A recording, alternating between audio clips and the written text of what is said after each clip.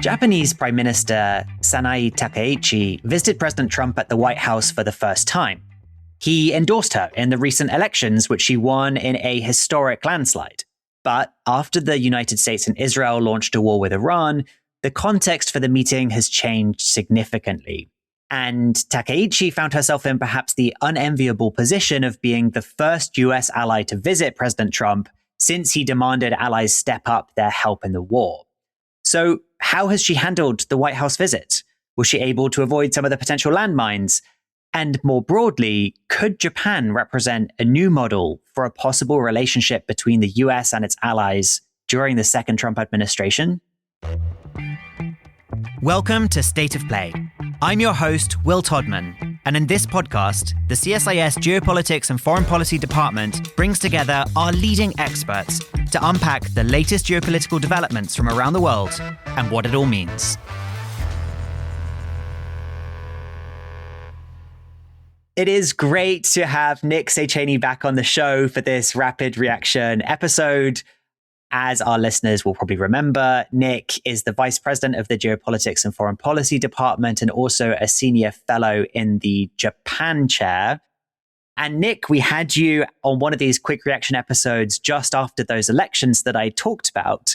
And you and I have just watched the video of the press conference or the press availability that President Trump and Prime Minister Takaichi did in the Oval Office. We are recording this at 3 p.m. on the day of the visit on the 19th of March. But maybe we can start by going back a little bit. What had Prime Minister Takaichi hoped to get out of this visit? Sure. Thanks, Will. It's a pleasure to join you again. I think Takaichi had three main objectives coming into the visit. The first was on the economic pillar of the U.S.-Japan relationship, specifically carrying forward commitments Japan made in a trade and investment deal that the two governments negotiated last year to show how Japan continually invests in the U.S.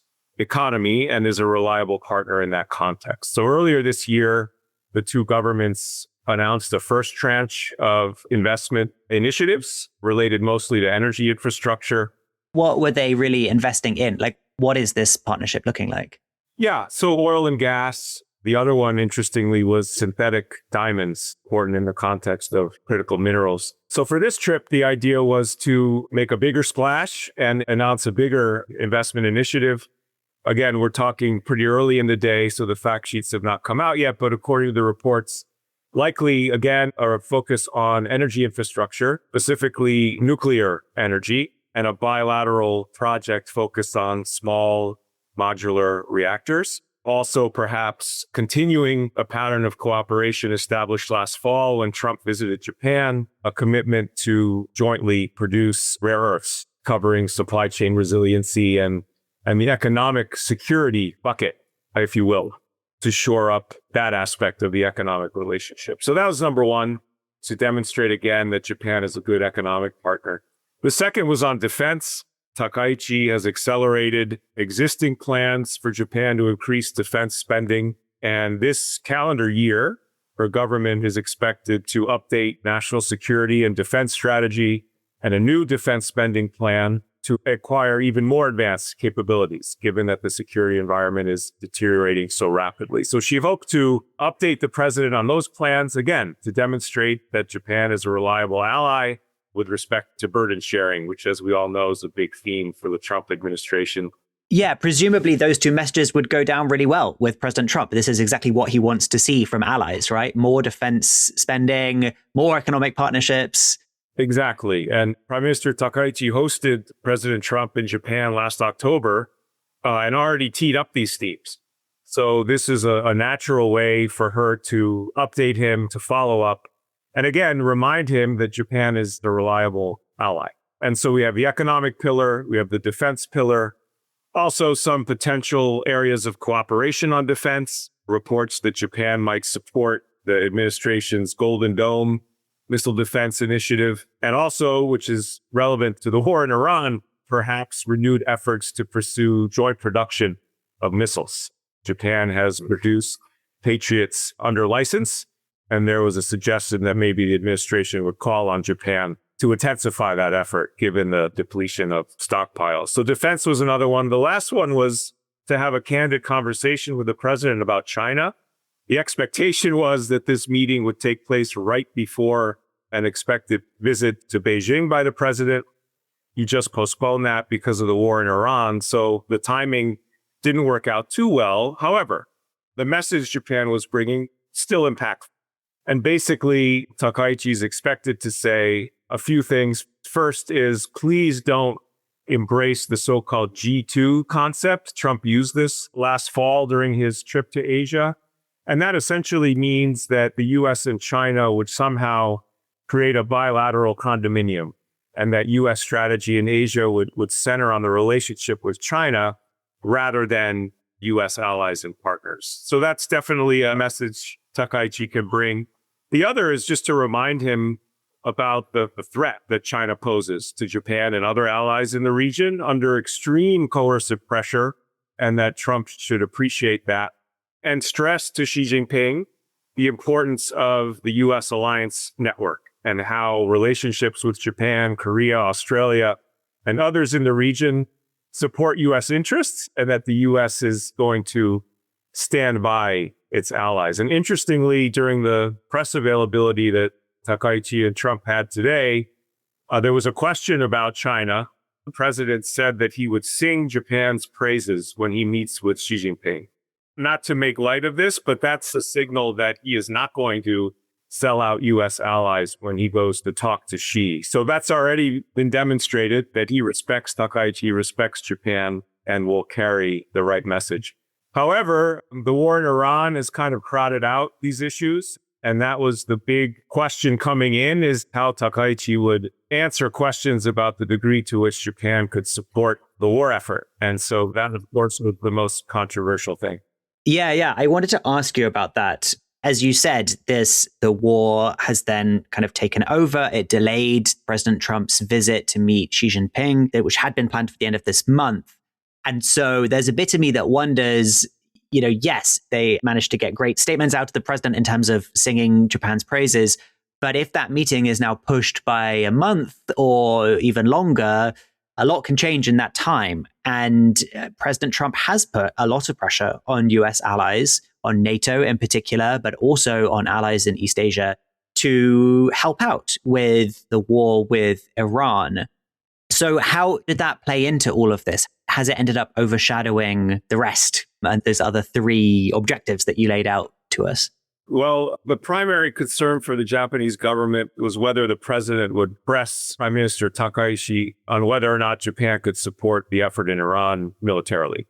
This is complicated for Japan. It has a clause in its constitution written by the United States during the occupation after the Second World War, which basically is a war renouncing clause. So it's very difficult for Japan to pursue offensive military operations. A little over a decade ago, the government of Shinzo Abe, Takaichi's mentor, if you will, instituted a series of defense policy reforms, essentially reinterpreting that clause in the Constitution such that Japan could come to the defense of the United States, the so-called exercise of collective self-defense, in certain circumstances.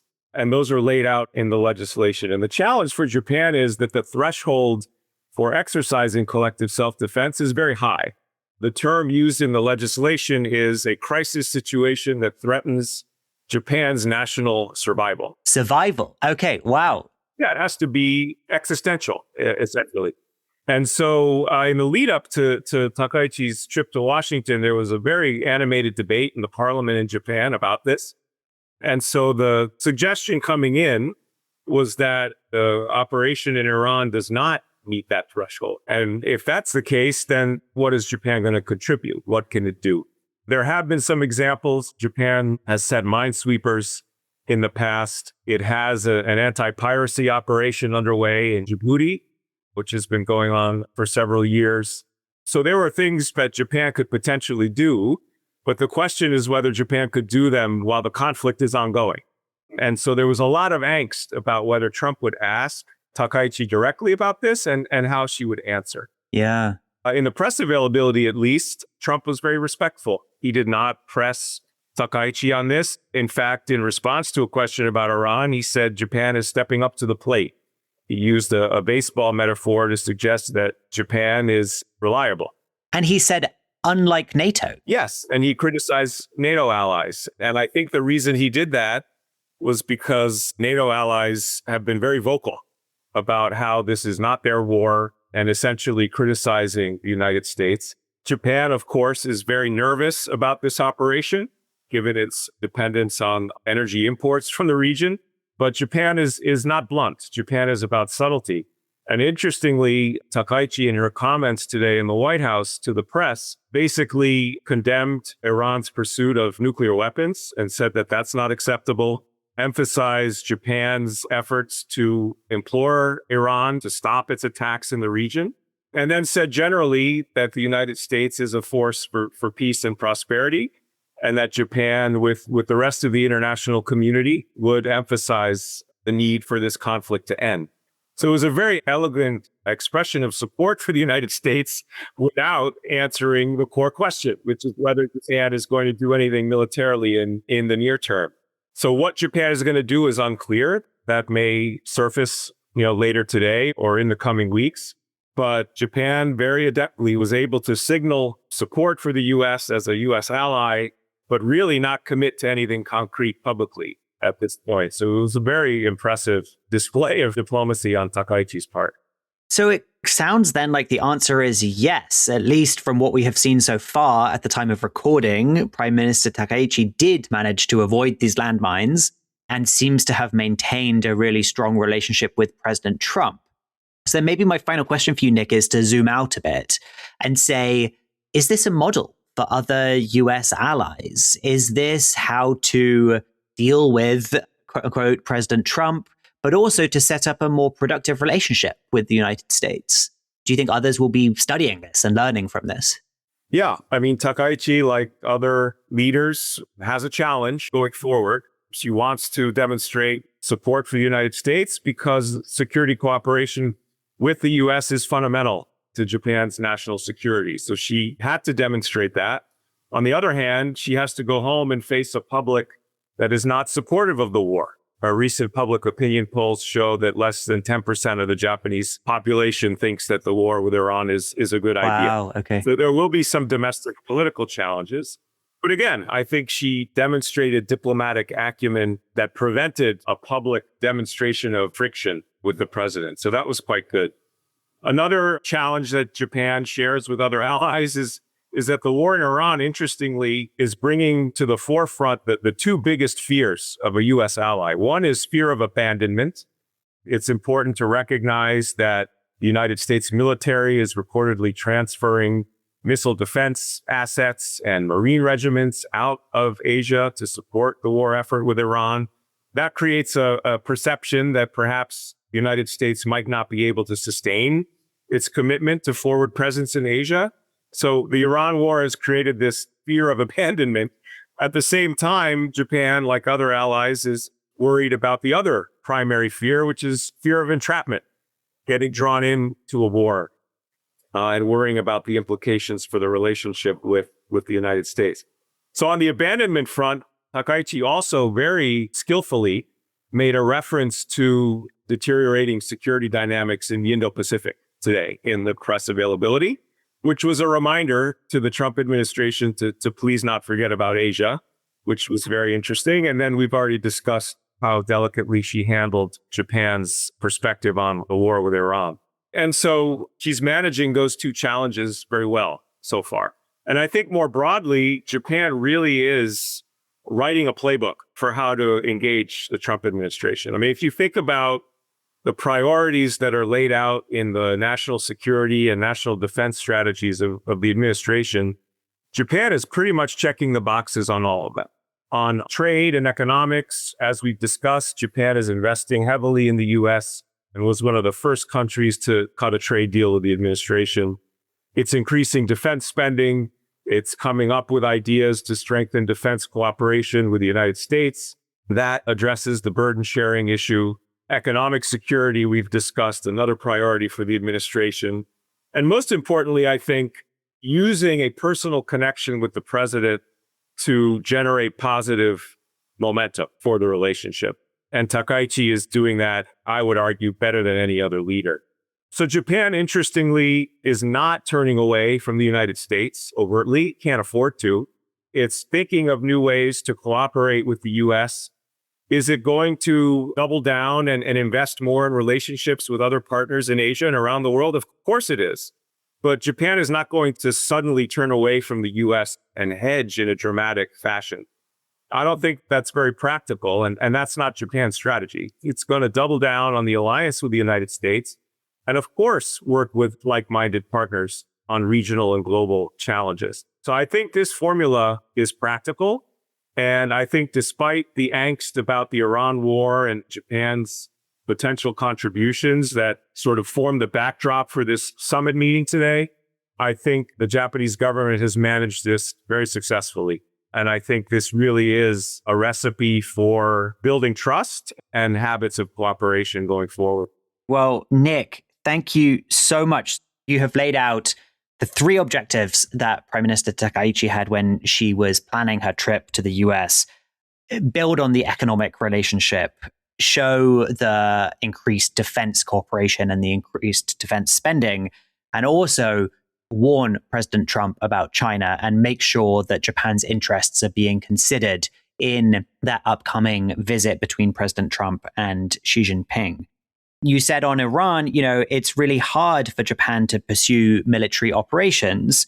And it's unclear, I think, at this stage, if Japan really will commit some of their capabilities to this war. But the Prime Minister said all the right things and seems to have sort of dodged some of the potential pitfalls there and some of the challenges that other US allies have had. So having avoided that public friction with Trump, she is finding a way to build on that personal connection to enhance the positive relationship with the United States, doubling down on the US while also building relationships with other like-minded allies and partners. And this kind of looks like a new playbook for a US ally. Focus on the trade and the economy, focus on defense spending, and keep that relationship positive. So we will see if others were watching like we were, see if they try to copy this playbook, and if they manage to have the same success that she seems to be seeing. This was really interesting. Thank you so much for joining me, Nick. My pleasure, Will. Thanks for listening to State of Play. If you enjoyed this episode, subscribe to it wherever you heard it. And you can find more analysis at www.csis.org/geopolitics. This podcast was produced by Sarah Baker. Until next time.